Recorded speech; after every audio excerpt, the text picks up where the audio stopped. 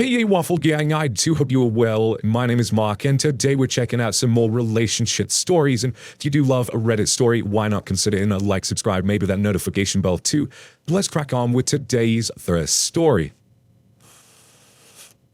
which comes from a throwaway account and is titled, I found out my 31 male, ex-wife 27 female, cheated on me while she was pregnant. Now she says I'm emotionally manipulative because I'm cold and distant during custody switches. I, 31 male, found out my now ex-wife, 27 female, had cheated on me last year, when she was 6 months pregnant. Affairs happened before and during the pregnancy. She had reasons and excuses and didn't want to get a divorce. She wanted to stay together and do couples therapy. I told her to go ahead and get therapy, but cheating was a deal breaker for me, so we got a divorce. The house was mine before we got married, so she moved back in with her parents, who had enough room to set up a nursery and give my ex the guest room. We agreed to an even 50-50 split of custody. My wife has our daughter Sunday to Wednesday, and the original plan was for her to drop her off at daycare on Wednesday morning, and my nanny pick her up around noon and brought her back to my house, where my daughter would stay with me until Saturday night or Sunday morning, depending on what worked best for everyone. Then my ex said she thought daycare was misplacing some things she was sending in for her to bring to my house because a few times our daughter came home short some bottles or without her binky. So ex said she wanted to drop her daughter off at our house directly to make sure all of her things get to me. So she started picking her up from daycare on her breaks and dropping her off here. I work from home on Wednesdays and Fridays. Even so, I'm working. When ex began dropping off Nadine at my house, it was normal about 12:30. My daughter's nanny, a nice old lady from Barbados, not sure of her age, but I'd say late 50s to 60s, was the one to answer the door for my ex and take my daughter and her things, since I was in my office working. Ex began saying she wanted to speak to me directly when she dropped off. She said she felt like she was unloading a lot on the nanny and didn't want her to forget to tell me anything. I would be lying if I said I didn't still have some resentment and anger towards my ex. I don't want my daughter to see that low. To when I talk to my ex, I try to be as emotionally even as possible. Just talk about things that pertain to my daughter and no more. At today's drop-off, Nadine had a dirty diaper, so her nanny took her upstairs to change her. My ex asked me how I was doing, and I told her I was fine, thank you, and began to walk back to my office. She sees herself out. She used to live there. As I was walking away, she says, you know, I'm getting really sick of your shit. I didn't even get a chance to ask her what shit she was talking about when she just started freaking out, saying I was emotionally manipulating her, I being cold and distant. That she shouldn't be punished forever for her mistakes, and how me hating her is the same as me hating my daughter. I let her finish yelling, then told her to leave. I think my best bet is to go no contact with her again and not see her for drop-offs anymore. But I was looking for some other perspectives or opinions on the matter, if you might have them. Edit, I got a paternity test done. Once I found out she's cheated, I told her, it's mine. I almost laughed at last bit when she said, you know, that you was emotionally manipulating her. Yet she turns around and says straight after that how hating her is the same as me hating my daughter. But she's clearly still trying to get back into your life by turning up at your house and trying to talk to you. And I don't blame you for not wanting to talk to her at all, apart from about, you know, your daughter that you have together. And she needs to realize that if she wants to maintain a okay-ish co-parenting relationship, she needs to back off with the chit-chat and just talk about the stuff that's about your daughter. And that's it. But as always, we're going to cover some comments to see what they say. And we're going to start off with Beppo, who says, I don't know how new contact would work, with even sharing of your daughter's time. Yet for me, as little contact as possible. Continue being a stone wall. You could say, you and I don't need to have an emotional connection. All we do is handle business with our daughter. Pine Box Waiting says it appears that your ex is hoping for reconciliation, trying to find ways to see you. Since that's not an option for you, returning to no contact is best. You'll need to get over a betrayal enough that you can be in the same room with her for your daughter's sake, but nothing more is required. Oki responded saying, I can still be in the same room and be cordial to her. I just don't want to make small talk and be friends. Alive and Joburg says time to set boundaries that are healthy for you and your child. I'd suggest two things. One, a parenting app. Keep things extremely civil by forcing both you to only communicate about co-parenting. Some of them have filters that flag a conversation that is going to turn into an argument. It makes it super businesslike and less like friends. Two, no more pick up and drop off at home. Like a police station, another public space, whatever. And if pick up and drop off has to happen at home, no entering each other's homes. Even if it was a home at one point, it is no longer a home, so she needs to be treated like a guest. If she deny access, then that's it. CA Girl 17 says, yeah, sometimes cheaters are delusional. My ex-husband did and still does this. I've made myself as clear as day and he still continues to be annoying. My advice would be to not respond unless it's in regards to your daughter. My ex still tries to text like we are cool, and I ignore every one of them unless it pertains to her. He eventually gets the hint. And also go back to having a deal directly with your nanny when she does drop-offs. Another thing, your ex is sick of your shit because you are not reacting. My ex is the same way. Keep doing what you are doing. Reaction only gets them more riled up. And one more comment from Joe Mama 67 who says, my brother-in-law has 50-50 split custody with an ex who's extremely manipulative. Will make the daughter call to ask time to do something with mum on his days, so he either has to say yes or no to the daughter, or look like a bad guy, and other use the child actions. Actually, this is emotionally harmful to his daughter, so the court set up a message system that is viewed by a third party to handle and document all communications. I can't remember what it was called, but it was set up by the guardian that represented the child's needs because the divorce was contentious. It works like a charm. We'll look into something like that. That way the ex can't make false accusations. That's all, make all contact through text or email so you have documentation if she would ever take you back to court. Do not underestimate the lengths a manipulative ex will go to. So then OP came in to update the post, which says, first of all, I'd like to say thank you to everyone who took the time to comment their support, sympathies, and advice. I didn't get a chance to respond to all the comments, but I read and appreciate them all. There was so many great suggestions. Someone suggested a website called Talking Parents, which I believe is going to be a great resource for my ex-wife and I. The thing I need to keep reminding myself is that in 5 or 10 years, the negative and betrayed feelings I have for my ex-wife will most likely fade, but a hostile relationship between the two of us will impact our daughter forever. Because of this, I sat down with my ex-wife and had a recorded conversation about our situation. I was very open and honest with her. I told her that I still had negative feelings towards her as my ex-wife, but as the mother of my child, I would always treat her civilly and respectfully. But we have to have boundaries. I told her that we are going back to the original plan where she drops her off at the daycare Wednesday mornings and my nanny picks her up in the afternoon. We're going to communicate through the website which items should be sent home with her, so the nanny can double check to make sure she has everything. My ex-wife isn't happy. I think she was coming to my house in hopes of reconciliation, but I told her respectfully, but to no uncertain terms, and it was never going to happen. But I would love to evolve our relationship as awesome co-parents to an amazing little girl. And maybe one day, friends. Again, thank you to everyone who took the time to reply to my post. This community has been a wonderful resource for me. You all have a wonderful night. And there was lots of comments below this one saying they don't think the ex is just going to leave it there. They think they're going to escalate the situation. But far as we've seen, there's been nothing of that at the moment. But what do you guys make of this situation? Let me know your thoughts down in the comments below. And let's move on to another story. And our next story comes from Lucas Langcombe, who says, am I the asshole for telling my wife she will respect our daughter, not wanting her to meet her girlfriend because she made it this way? So I have a 16-year-old daughter, Harley. My wife is extremely religious and is very against anything other than what is written in the Bible. I'm still religious, but once Harley arrived, it got me thinking that one of my daughter does something that doesn't fit into my beliefs. My wife, however, is the exact opposite of me. Now the conflict. About a year ago, my daughter said that she likes girls. She told me first, and then we sat my wife down and told her the news. She was not happy with it. My wife didn't say anything to her and just looked disappointed. I was upset at this. As long as her partners aren't hurting her in any way, it's not our place to shame her for that. I tell my wife that she cannot try to tear our daughter down because she doesn't agree. And she is going to have to make a sacrifice for the sake of our daughter and her well-being, and to please make her feel supported. Turns out my wife was going to my daughter and showing her all of these different dating apps of only men, trying to set her up with guys, recommended her to date one of her friend's sons, and forced her to go out with him.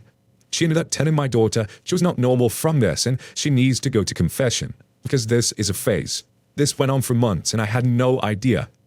She would stop when I was around. My daughter ended up breaking down when I asked her what was going on and told me everything. To say I was angry would be an understatement. I am furious at my wife. Honestly, what she did was so outdated and cruel, to the point that I was not sleeping with her and I was sleeping in the guest bedroom for a while. I couldn't even look at her. We went to marriage counseling after this, and my wife hasn't changed much. She still lets these comments slip, but bites her tongue more, I guess. My daughter got a girlfriend and she wanted me to meet her. She sat down with both of us and said that she only wanted me to go, that she didn't trust my wife enough to not make a comment at this. As I was getting ready, my wife was mad about this, saying that she couldn't believe she could exclude her from this. I said she shouldn't be. She's made our daughter feel this way, and the only way to fix it is to get over her ridiculous homophobia. I told her that she's letting her religion get in the way of the love for her daughter, and in a few more years she'll be asking why she doesn't talk to her anymore. I said until she can show our daughter how much we love and support her, she won't interfere with this. This is a step forward for our daughter, and she doesn't get to stomp on that. My wife started crying and stopped speaking to me. She told our therapist this, and he thinks I was wrong because this is what she grew up on. But I think that's just an excuse for homophobia. My family is also saying I'm an arsehole. So, am I? So there were some relevant comments where OP gave some additional information. The first comment from OP said, "We already see that I don't feel like I'm the arsehole. However, to make it fair, I'll tell you what my wife says." To respond to that, my wife was saying that she felt like I wasn't understanding to her religious beliefs, and that this is hard news for her to accept, but she's still trying here. She says that she has always believed in God, so I can't just expect her to breach all of her beliefs with this and expect her to not to try to exit. I'm going to be honest, I'm not sympathetic to this at all, especially because it's been a year. And this is honestly just heartbreaking to watch a parent not be accepting to their kid. But that's no secret. But I guess arsehole on here always seem to actually be arseholes when they think they're not arseholes. I'm just seeing if I really am wrong here. Someone questioned OP about divorce, which his response was, "I came close to divorce a few times. After I found this out, I was ready to hand her the papers. However, before I did talk to my daughter first. This affects her too. More than me before anyone questions why I did it. When my parents divorced, I wanted them to talk to me too, so I did the same. We talked for a while. I told her I wasn't fond of the idea of divorce, reasoning being that if we did, she'd be with me and not her mum. She feels like us being together gives some hope that the mum will change her decision, but if we aren't, she fears that she won't change and she won't get a relationship with her, and if we divorce. This was about 2 months ago, so I stopped what I was doing. I said that we could try therapy as a family, a marital counseling. We talked to my wife about it, and she said okay. However, I guess I can't really say that anymore because there hasn't been much of a change like we hoped. I think my daughter is just accepting that her mum isn't willing to change. Going to therapy was a bad choice, and I should have just divorced, but I hoped I was doing right and salvaging any amount of relationship they had. I wanted the same as my daughter, but I guess this wasn't the way to go about it, or the adult thing to do. I realized that, and now I guess I just figure out the first step and go from there. And the comments were just, I pretty much 100% not the arsehole. And then they went on to their update, which says I'll jump right into it. I talked to Holly's mom. I said that, number one, she needs to go to therapy with someone who doesn't choose someone's side and someone who helps her see others' point of view. But I'm not willing to do that with her. That's something she needs to do on her own. 2, if she continues this, you ruin any chance with her. And as a mom, she made a decision to protect her. Not be the reason she needs protection. 3, that 1 and 2 sunk in because I'm not going to be here to pick up the pieces for shitty behavior. And now more than ever is the time to redeem herself if she even cares. Because we are absolutely getting a divorce. The most I can say is it was not taken well. I talked to Harley. I explained that we're getting a divorce. None of this is on her and it never was, but she needs the choice to not deal with us anymore. I want her to do the little things and feel free to bring around anyone she wants and not be worried of her parents' reaction. I said this doesn't mean their relationship is over. I'll still be right here with her to try and redeem any relationship with her mum if she wants me to. I know it's a big change, but it's no one else's job but her mother's to fix her issues. I said again this wasn't her fault, but it also isn't her responsibility, and it was my fault to go on with this. She was sad at first, but came to terms with this. Benny said to make it clear that this was not her fault. I tried my best to make sure she understood this. I stayed in a hotel for a while and Polly had some fun with my brother. I got a little house quick and quickly sought to move in everything I could. Ollie got to decorate her new room. I got her into therapy too. Our mum is still swearing that Harley is going to hell. Ollie needs confession. She's insulted and cursed Harley in person. They tried to act like sweet caring mother and text and voicemail. She tried saying I'm the abusive one. She said I was forcing her to like girls. She said I was now going to hell. The shit father and husband threatened to take Harley away permanently. Much more than that, I don't think I can put on here. I think she took this as a challenge. As I said before, I give Harley the choice, stay with me or 50-50, etc. With her age, there's a good chance she gets to choose, especially given the circumstances. I think she forgot what it was like to not walk on eggshells. After a week, she said, as she thinks she wants to stay with me, and just visit her mum with no sleepovers. I sent a lot more of her girlfriend around the house, and it's clear Harley's much more comfortable in her own skin and sexuality. Things are still hectic, are looking up overall. I taken most advice, we have divorced, moved out, gone to therapy, and just commonly reminding that this isn't her fault, nor responsibility. And there were some more comments below that post from OP, and it started off with saying, I didn't have enough room in there to say it, but we do have proof of all the cussing out Harley, slut-shaming, homophobia. Harley had some recordings of it. I have recordings of that and some of the conversations too. That didn't go so well. Also found out what those dating apps were. Yeah, no, these were legal adults, like grown-ass men, which she had admitted to. I was recording, thank goodness. But a pretty good batch of documents and proof, but I'm still constantly taking note of everything and all conversations with her. And about the custody, OP continues, as of right now, she's with me. However, with all the videos and evidence of what she's done, regardless of her age or her opinion on her to be with, there is such a small chance she can be granted custody at all. Just to prove that for some reason, Harley shouldn't be in my custody. And even when asked, she can't say anything but I force Harley to be gay. You have a really good chance at this, but let's just hope this goes all right. And then someone was skeptical about getting a divorce and how so quickly, etc. And OP replies that saying, never said everything was finalized. There's a long court battle ahead at waiting for me. As for the house, you can get a house as soon as a few weeks or 1 month, so yeah, I had to move quick. Did you expect me to stay in a hotel for the next few months? Can't stay with my brother. My crazy family is cut off. I can't go into my ex's house. Some people may or may not need to come to the house throughout this. I have to show stability. My daughter needs a home and her own room. What else did you expect me to do? Pete says, I got her into therapy too. Overall, I've taken most advice. We're getting divorced, moved out, gone to therapy. And now I'm going to turn this one straight to you guys. What do you guys make of this situation? Let me know your thoughts down in the comments below. Let's have one more story from Willing Strawberries, who says, am I the asshole for not attending my husband's celebration dinner due to the restaurant not having anything I could eat? My husband has been working really hard the last 2 years to advance at his company. He finally got the promotion he's been after. I'm really, really proud of him. His parents are too, and wanted to take us all out for dinner to celebrate. My husband absolutely loves prime rib, and there's only one place in our area that serves it, so he picked that restaurant.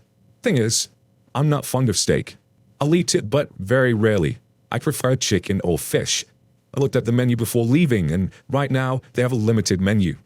The place had only 1 fish entree and 2 chicken entrees, and none of them sounded good for various reasons. I suggested that you pick someplace else so everyone can eat. He refused, citing that we rarely get to go to this place, but go to other places in our area regularly, which is true. Those places have lots of variety so everyone can eat. He suggested that I ask if they could prepare the fish or chicken without the marinades or sauces, and I didn't want to be difficult for the kitchen staff. His next suggestion was that I order dessert while everyone else ate entrees, and then when we were done, he would take me where I wanted so I could eat dinner while he and the kids ate dessert. So I opted to just not go because I didn't want to sit there not eating and not having a good time while everyone else was. My husband asked me to go so he could celebrate with the people most important to him. I told him no again, and that he needed to get going before he was late. He did go, but came back a little over an hour later with the kids, and they all had to-go boxes. He said he couldn't think of what to tell the kids about why I didn't go. When they kept asking, without lying or making me sound bad, so he just got an order for them to go and let the kids spend some time with their grandparents talking in the parking lot. I told him he should have stayed, but he said I put him in a bad spot with the kids, and I knew he wanted everyone there. I should have just gotten over my picky eating for one night. I maintain if he really wanted us all to eat dinner as a family, then he should have picked the restaurant with a more accommodating menu. Am I the asshole? I'm just going to read one comment from this one, from Tendenin, who says, you're the asshole, selfish, and the poor partner. Don't lie. It wasn't that there was nothing you could eat. There was nothing you wanted. You also were too scared to ask the staff for a substitution. It's one dinner. You won't starve if you don't eat anything on the plate, nor would it poison you. A husband doesn't get to go to this restaurant he likes often because he's honoring your wishes most of the time, but you can't deal with it for him one time. You basically told your family, my food preferences are more important than your feelings or supporting you. And you left your husband in the awkward spot of having to try and lie for you. Because if you told everyone the real reason you missed a dinner, and he would be calling you an asshole like this entire thread is. Apologize and learn that sometimes you don't get everything exactly how you want it. And pretty much that comment from me, this was his moment, his day. You said that you would eat steak, but it's very rarely, so why couldn't this be one of those rare times that you eat steak? So it just felt like you're not getting what you wanted, so you're going to stay home and sulk about it. They even offered you other options as well about taking you somewhere else. You could eat dessert to that place, and then he'd take you for a main somewhere else afterwards, and then they would eat dessert there, which I thought was a great compromise. But it kind of felt to me like it was your option to make him feel bad by not going in and saying, oh, quit, you gotta go now, you gotta go now. But I turn it to you guys. What do you guys make of this situation? Let me know your thoughts down in the comments below. And just a huge thank you from the bottom of my heart for getting involved in today's stories. Your love, support, and time always means the absolute world to me. So thank you so much for being involved. Hopefully, I will see you in the next one. Take care and much love.